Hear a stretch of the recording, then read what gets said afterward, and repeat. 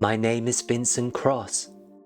I'm an antique hunter who specializes in items that others won't touch.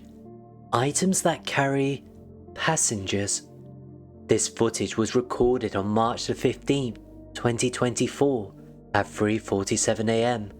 The timestamp is important. You'll understand why. I've been collecting cursed antiques for 12 years. Not because I want to, because someone has to. The Cross family business started in 1912. We don't appraise antiques, we contain them. My grandfather learned the rules during the Hartford fire. My father refined them after the Blackwood incident. Now it's my turn, and I'm going to tell you the 4 rules that keep me alive. Because if you're listening to this, you might need them too.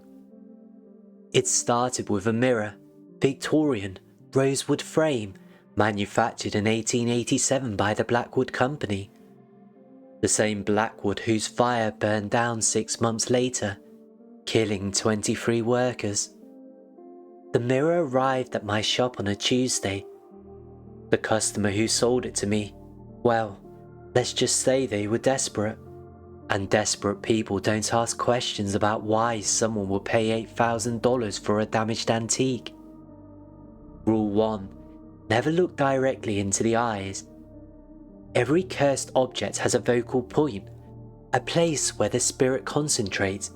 In mirrors, it's the reflection. In dolls, it's the eyes.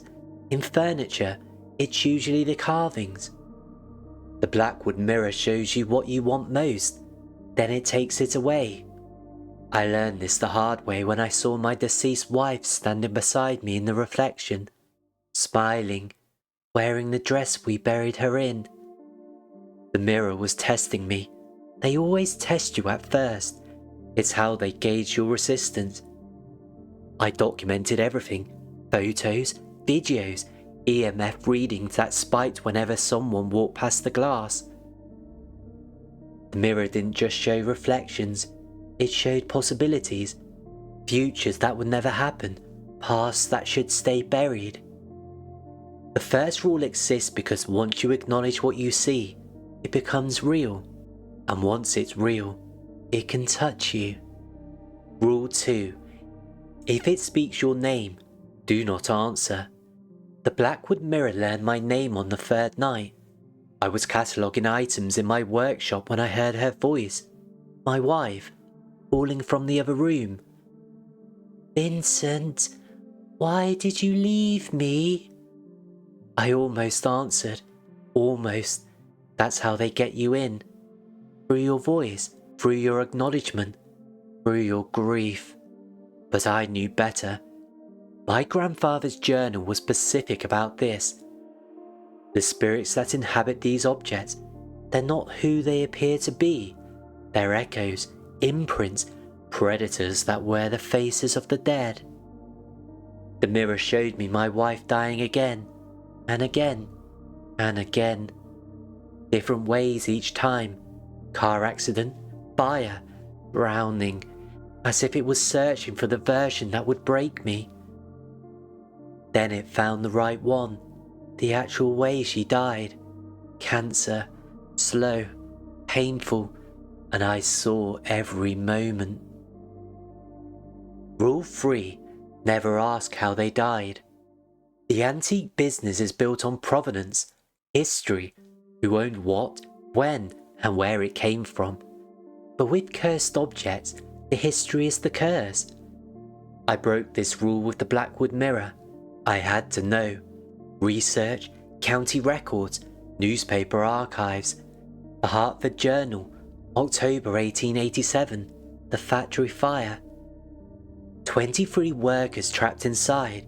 The building was supposed to be empty. Night shift had ended at midnight, but the foreman, Richard Blackwood, had kept them late, forcing them to work on a special project, a mirror commissioned by a woman who claimed she needed it to contact her deceased daughter. The workers died at 3:47 a.m. The same time the mirror shows you things, the same time I record these messages, the same time you'll hear this if you're listening carefully. Every cursed object carries the moment of its creation, the trauma, the death, the violation that made it what it is. And when you learn that moment, you become part of it. Rule 4. Destroy it before it destroys you. This is the hardest rule because these objects, they're beautiful, crafted by masters, worth thousands, sometimes millions. But they're cancer in physical form, and cancer spreads. I tried to destroy the Blackwood mirror, sledgehammer, fire, acid. Nothing worked. The glass wouldn't break, the frame wouldn't burn. It's as if the object had become something more than wood and silver. That's when I understood. These items aren't just haunted, they're evolving, adapting, learning. Each person they touch, each life they ruin, makes them stronger. The mirror showed me something new that night. Not my wife, not the dead workers. It showed me the future, my future, standing in this very workshop, speaking these exact words. But in the version, I wasn't alone. There were others, behind me, around me, dozens of them, all the people who had touched the mirror, all the lives it had claimed, and they were waiting. I've been collecting these items for 12 years. Mirrors, dolls, clocks, furniture. Each one carries something that shouldn't exist in our world. And I've followed the rules, mostly. But the rules are changing. The spirits are learning, adapting. What worked 5 years ago doesn't work now. They're finding new ways in, new ways to touch us, new ways to become real. The Blackwood mirror is gone now, not destroyed, relocated. I had to make a choice. Contain it or continue trying to break it. I chose containment, specialized vault, lead lining, sacred symbols carved into every surface. But containment isn't the same as safety. These objects want to be found.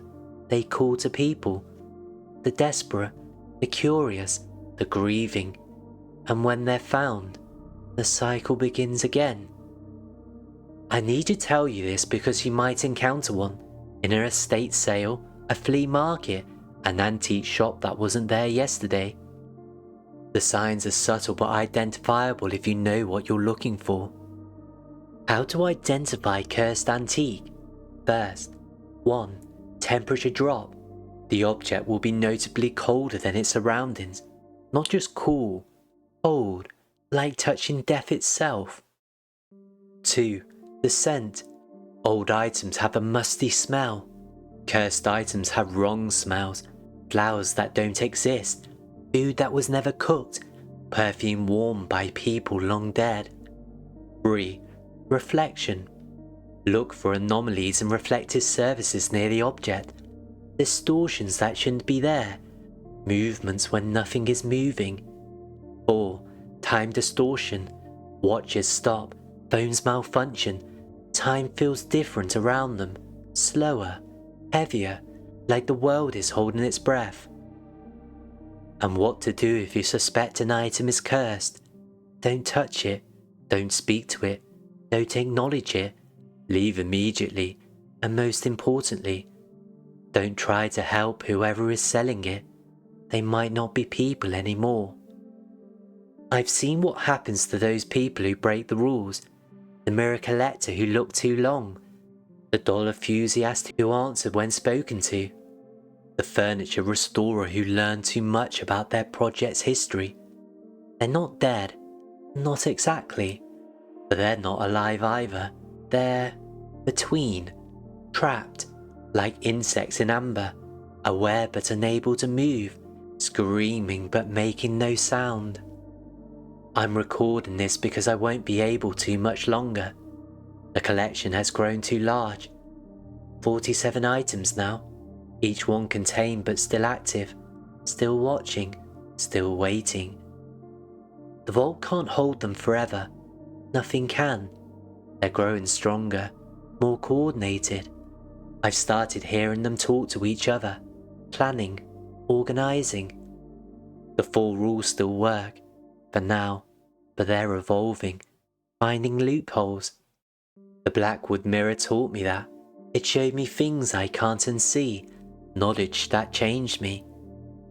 If you find yourself drawn to an antique that seems too perfect, too valuable, too beautiful to resist, ask yourself why the previous owner was so eager to sell it.